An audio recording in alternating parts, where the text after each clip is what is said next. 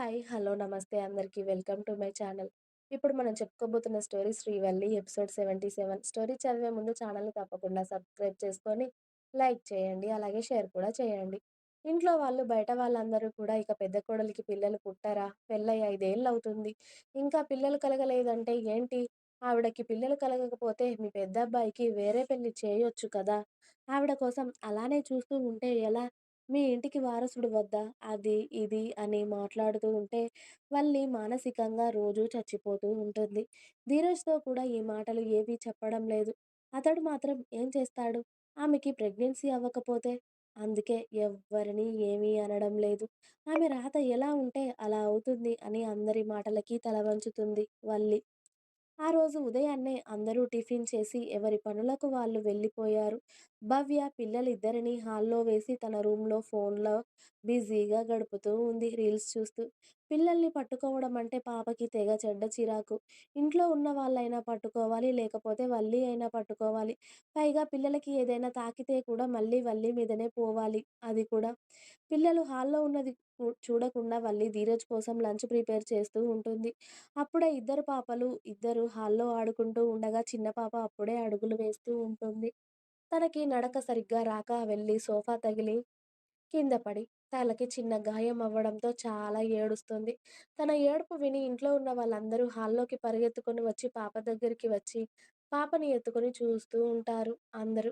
అందరికన్నా ముందే వచ్చి వల్లి కూడా పాపని ఎత్తుకొని "ఏమైంది తల్లి" అని పాపని ఓదారుస్తూ ఉంటే భవ్య పెద్ద బర్రె గొంతు వేసుకొని వచ్చి "పిల్లలిక్కడ ఉన్నారు అని చూడాలని తెలియదా అక్క నీకు? రోజు ఈ టైంకి నువ్వు ఇక్కడే ఉంటావు కదా! పిల్లల్ని కనీసం చూసుకోవాలని కూడా తెలియదా? పిల్లకెంత పెద్ద దెబ్బ తగిలించావు" అని వల్లి చేతుల్లో నుండి విసురుగా కూతుర్ని లాక్కుంటుంది భవ్య. వల్లి మనసు చివుక్కుమంటుంది పిల్లని అలా భవ్య లాక్కోగానే. "అసలు పిల్లలిక్కడ ఉన్నారని నేను చూసుకోలేదు భవ్య.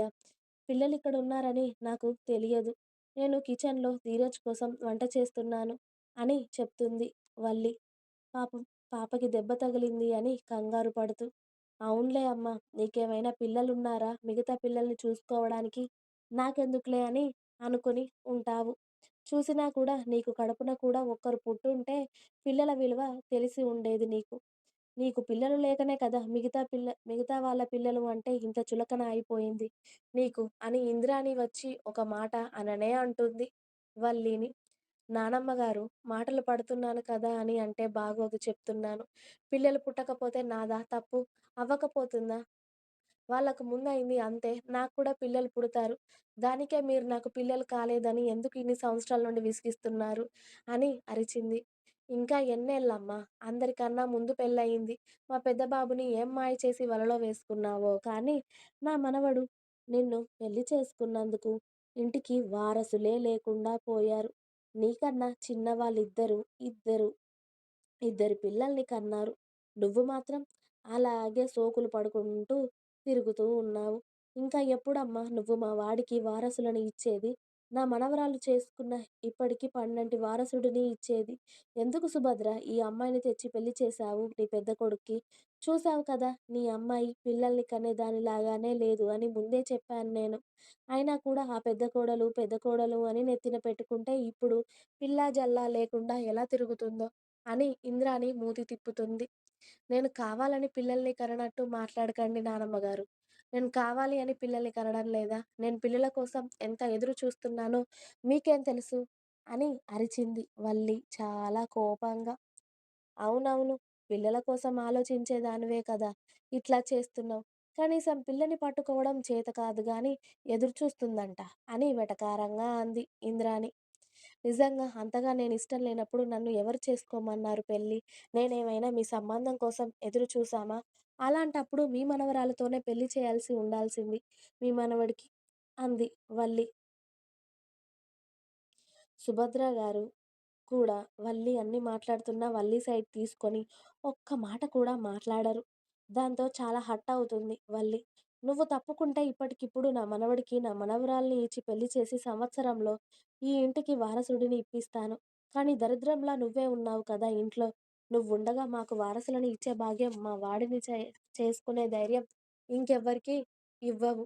ఇంట్లో నువ్వే ఉండగా వాడిని ఎవరు చేసుకుంటారు" అని ఇంద్రాణి అంటున్నా ఎవరు ఏం మాట్లాడలేకపోతారు అక్కడ.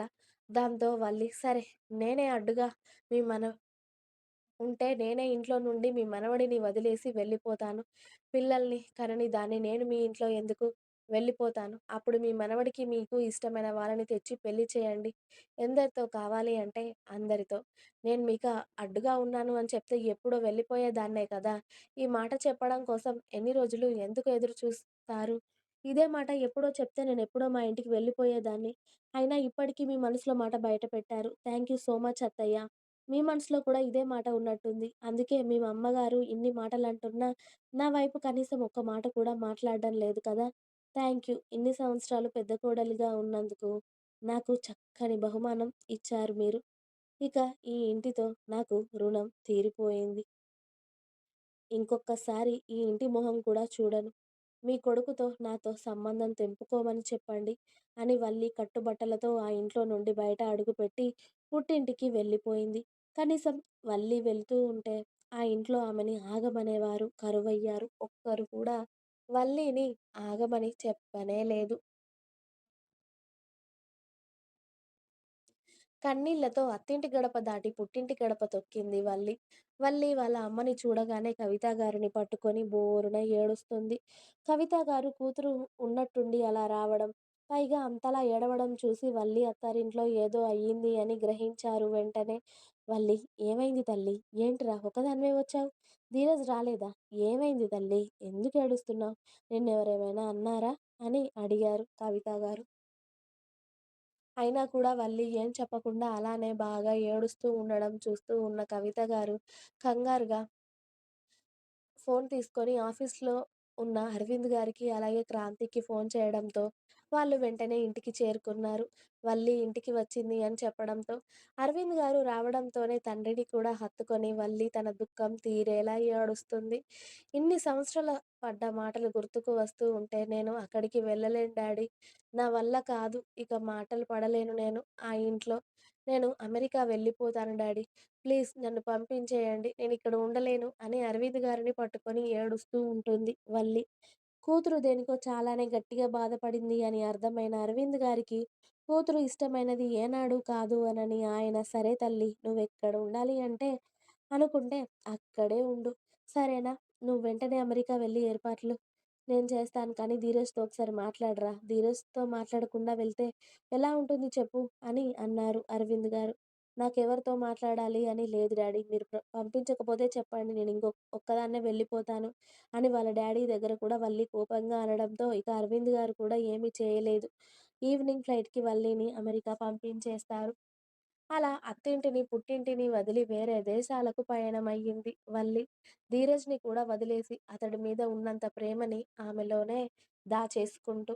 ఎందుకంటే నాకు పిల్లలు లేకపోతే నేను ధీరజ్ జీవితంలో ఉండి కూడా వేస్ట్. నేను దూరంగా ఉంటేనే నన్ను మర్చిపోయి నిజంగా వాళ్ళ ఇంట్లో వాళ్ళు చెప్పినట్టు వేరే ఎవరినైనా చేసుకుంటాడు అన్న బాధ, కోపంలో వెళ్ళిపోతుంది వల్లి. మరి వల్లి వెళ్ళిపోయాక పరిణామాలు ఎలా ఉంటాయో చూడాలి. ఇంకా ఉంది. మీకు నా స్టోరీస్ నచ్చినట్టయితే ప్లీజ్ లైక్ చేయండి, షేర్ చేయండి. అలాగే ఛానల్‌ని తప్పకుండా కొత్త వాళ్ళందరూ సబ్స్క్రైబ్ చేయండి. Please subscribe my channel. Thanks for watching my video. By by. Please like, share and subscribe.